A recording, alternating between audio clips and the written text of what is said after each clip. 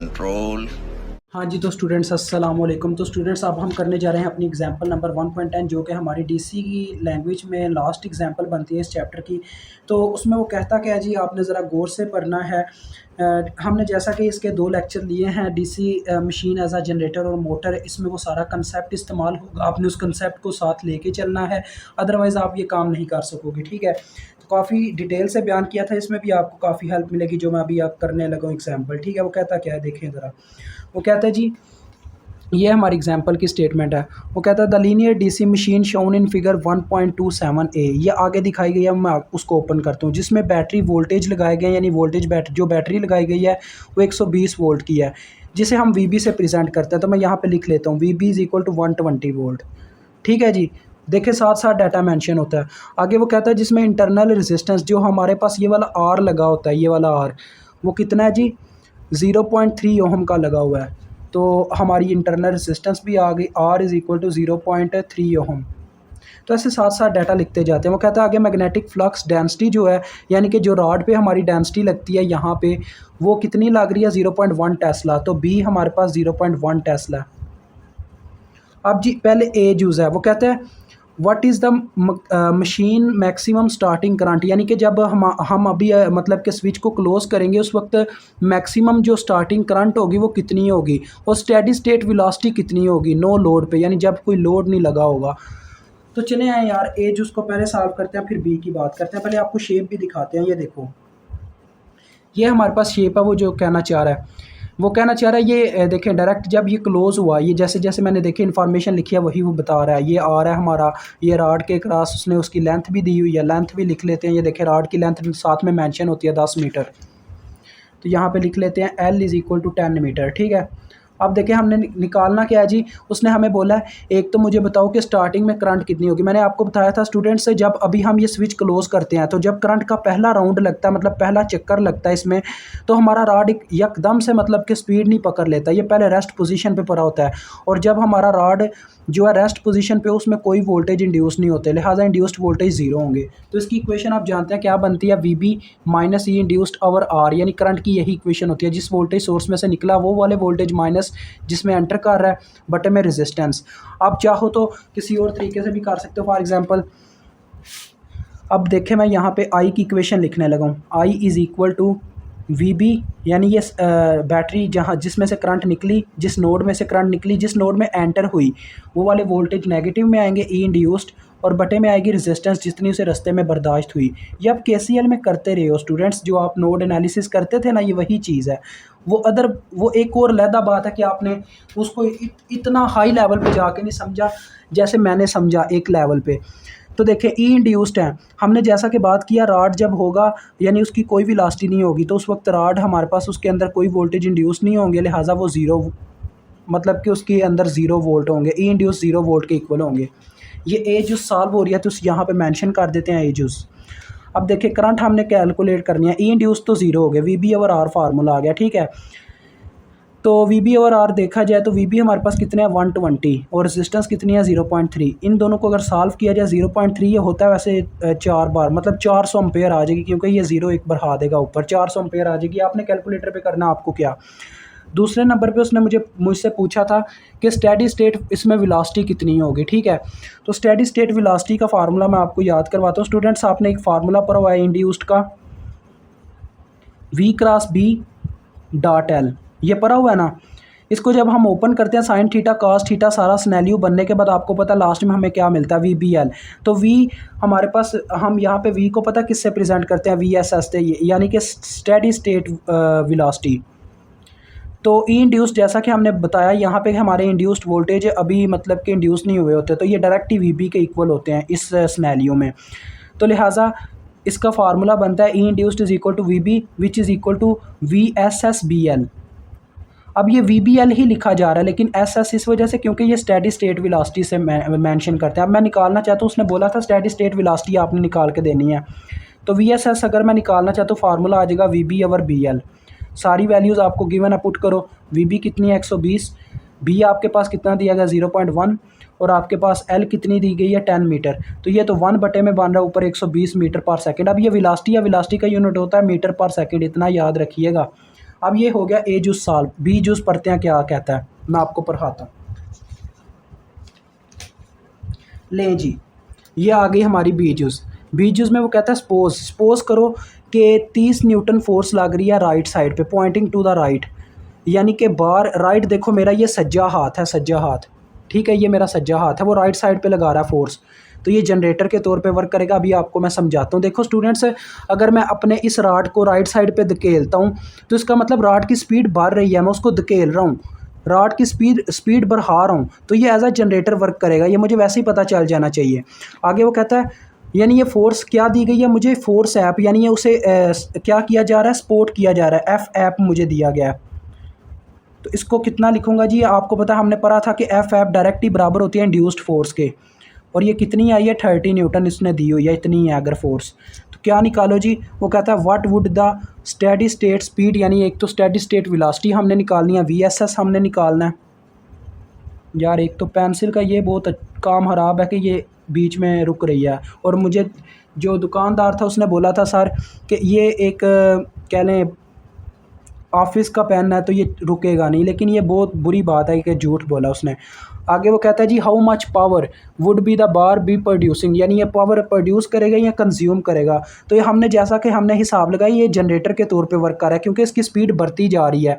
जब हम इसको इस तरफ धकेलेंगे, इस तरफ से पावर लगाएंगे, फोर्स लगाएंगे, तो ये अपनी स्पीड बढ़ाता चला जाएगा। जब स्पीड बढ़ती है तो जनरेटर के तौर पे ये वर्क करता है, यानी कि ये पावर प्रोड्यूस करेगा। लेकिन हमने पावर निकालनी है, हमारा पावर से लेना देना, अभी पावर हमने निकालनी है, ठीक है। उसके बाद वो क्या कहता है हाउ मच पावर, कि कितनी पावर होगी ये भी बताना है। और आगे जाके आगे स्टूडेंट्स बस डिफरेंट चीज़ है। अब हमने इसको मतलब क्या करना है जी, यहाँ पे क्या लें, हमने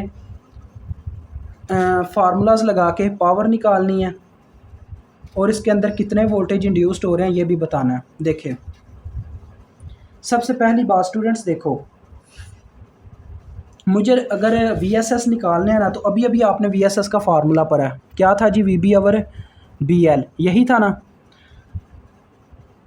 तो यहाँ पे अब क्या हो जाएगा, देखें वीएसएस, अब इसमें कुछ ना कुछ वोल्टेज इंड्यूस्ड हो चुके हुए हैं, तो लिहाजा इसका फार्मूला बन जाएगा ई इंड्यूस्ड ओवर बीएल, मतलब E induced is equal to V B L था, वही फार्मूला था, लेकिन वहाँ पे हमारे पास इंड्यूस्ड वोल्टेज वी बी के बराबर थे, इस वजह से ये फार्मूला बना, लेकिन असल मेन फार्मूला यही होता है E induced over B L. अब इसके लिए मुझे चाहिए इंड्यूस्ड वोल्टेज जो इसके अंदर इंड्यूस्ड हो रहे हैं, तो उससे पहले मुझे इंड्यूस्ड वोल्टेज का फार्मूला फिर लिखना पड़ेगा। तो इंड्यूस्ड वोल्टेज का क्या फार्मूला बनेगा, in the form of generator. आपको पता है इंड्यूस्ड वोल्टेज क्या करते हैं कि हमारा जो राड होता है वो वोल्टेज जनरेट करना स्टार्ट कर देता है, वो वोल्टेज अब्जॉर्ब करने की बजाय सप्लाई करता है। तो सप्लाई के केस में हमारे पास क्या फार्मूला बनता है, V B plus I R, यही फार्मूला होता है ना। अब एक और नई प्रॉब्लम आ गई, वी बी की वैल्यू मुझे पता है, आर की वैल्यू पता, लेकिन आई की वैल्यू नहीं पता मुझे, तो आई भी निकालना पड़ेगा। तो ये उस वक्त लग रहा है यानी कि जब हमारा राड सप्लाई कर रहा है वोल्टेज, यानी कि एज अ जनरेटर के तौर पे वर्क कर रहा है। ये मुझे कैसे पता चला, मैंने आपको बताया कि ये क्या कर रहा है जी, उसने बताया राइट साइड पे पावर लगा रहा है। मैं आपको दिखाता हूँ राड, ये देखो ये शेप है मेन, ये राइट साइड पे पावर अगर लगाएगा तो इसकी स्पीड बढ़ती चली जाएगी, स्पीड बढ़ेगी तो ये क्या करेगा जी, फोर्स यहाँ से सप्लाई करना स्टार्ट कर देगा, मतलब वोल्टेज सप्लाई करना स्टार्ट कर देगा, तो एज अ जनरेटर वर्क करेगा। ये मुझे इस तरह से पता चल रहा है। और अगर इसका अपोजिट होता, मतलब राड को रोकने की मतलब स्कीम चलाई जा रही होती, तो ये एज अ मोटर के तौर पे वर्क कर रहा होता। तो देखो अब मुझे आई के लिए आई की वैल्यू निकालनी होगी, तो हमने एफ इंड्यूस्ड का एक फार्मूला पढ़ा था, F induced is equal to I into L cross B, तो उसका क्या फार्मूला ओपन होता था, आई एल बी बन जाता था। तो इसकी मदद से हमने करंट यहाँ से निकालनी है। देखें सारे फार्मूले एज इट एज समझ आगे क्या करना है। देखें I is equal to F induced over L B बनेगा, तो एफ इंड्यूस्ड हमारे पास कितने हैं, 30 न्यूटन, ठीक है 30 न्यूटन है ना, वो देखें उसके इक्वल, तो 30 न्यूटन डिवाइडेड बाय एल कितनी है, 10 मीटर लेंथ है, और वो 0.1 है, यानी कि 30 एम्पेयर हमारे पास आ जाएगी कितनी करंट, 30 एम्पेयर। ये करंट आ गया। अब इसमें पुट कर लो, ई इंड्यूस्ड इज इक्वल टू, देखो वी बी हमारे पास कितने हैं जी 120, प्लस करंट कितनी है 30, रेजिस्टेंस कितनी है 0.3, तो ये 9 आने वाला है, ये 9 आ गया, 129 वोल्ट हो जाएंगे जी, बिल्कुल 129 वोल्ट। ये तो काफ़ी सिंपल कैलकुलेशन है। अब देखो यहाँ पे मैं वैल्यू पुट करता हूँ, 129 बटे में बी और एल की वैल्यू आपने देखा ही है 0.1 और 10 है, ये आपस में कैंसिल ही हो रही हैं बार बार, तो 129 वोल्ट मेरे पास वोल्ट नहीं सॉरी मीटर पर सेकंड आ गई इसकी स्पीड। इतनी स्पीड से हमारा मतलब रॉड अब मूव कर रहा है ये फोर्स लगने के बाद। अब मुझे पावर निकालनी है। पावर का फार्मूला आप सब जानते हो क्या होता है। पावर के 3 टाइप के फार्मूले होते हैं, P is equal to V I या उसके बाद आई स्क्र आर, कुछ भी आप लगा सकते हो, लेकिन हम वी आई ही लगाएंगे क्योंकि हमारे पास वोल्टेज भी हैं और करंट भी है। वोल्टेज कौन से होंगे, जो इंड्यूस्ड वोल्टेज हमने निकाले हैं 129, और करंट कौन सी होगी जो यहाँ पे हमने मैयर की है। तो देखो बस वैल्यूज़ पुट करो 129, ठीक है जी, इंटू 129 इंटू 30। अब ये वो वोल्टेज हैं यानी जो जनरेट हो रहे हैं हमारे जनरेटर के थ्रू। तो ये कितने आती है पावर, इसके थ्रू आती है मेरे पास जी 3870 वाट। ये पावर आई है उस वक्त जब हमने इतनी फोर्स अपने रॉड पे लगाई है। अब पहले वाली पावर निकाल के देखते हैं, पहले कितनी पावर थी हमारे, मतलब पहले कितनी जनरेट कर रहा। तो पहले वाले वोल्टेज इस्तेमाल होंगे, यानी वो जो प्रीवियस में थे वी बी वोल्टेज हम इस्तेमाल करेंगे। वो कितने थे, 120 को 30 एम्पेयर के साथ मल्टीप्लाई करवा के देखो तो ये कितनी आती है, ये आती है 3600। तो देखो स्टूडेंट, यानी कि बगैर रॉड को अगर हम मतलब पुशअप ना करते, रॉड को वैसे ही चलने देते तो इतनी पावर जनरेट हो रही थी। लेकिन जो ही रॉड को बाहरी फोर्स लगी हमने, यानी कि क्या किया जी, डीजल जलाया यानी कि पेट्रोल को जलाया और उसकी फोर्स को तेज़ किया, यानी उस पर ज़्यादा फोर्स लगाई, तो वो एज आ जनरेटर के तौर पर वर्क करने लग पड़ा। अब सी जूस की तरफ बढ़ते हैं। क्वेश्चन काफ़ी ईजी है, बस कंसेप्ट आपको लेना पड़ेगा। कंसेप्ट लेने के बाद आप इसको हल कर पाओगे। आगे सी जूस में जी वो मुझे कहता है जी, मैं आपको वो भी पढ़ा देता हूँ।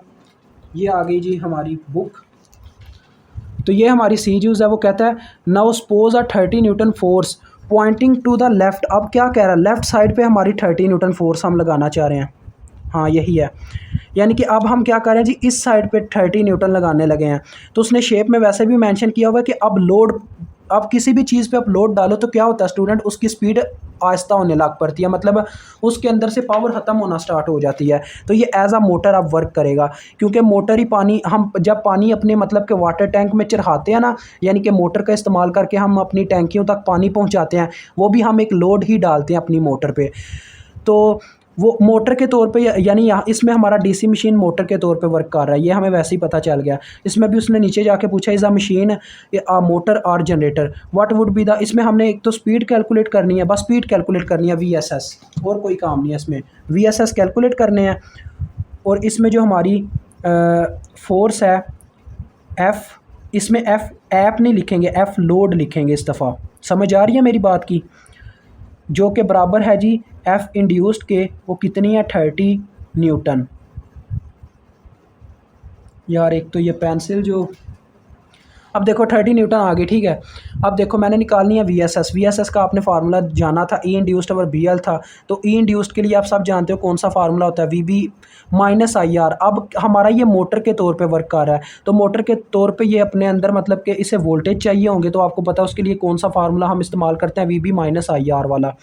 तो इसमें माइनस का फार्मूला लगेगा, यानी कि ये वोल्टेज, यानी कि ये किसी से हेल्प ले के अपनी मोटर, हम देखें मोटर को बिजली के साथ रन करवाया जाता है ना, मोटर को बिजली दे के रन करवाया जाता है, कोई बाहरी फोर्स तो नहीं ना होती, बिजली देते हैं हम तो फिर मोटर चलती है।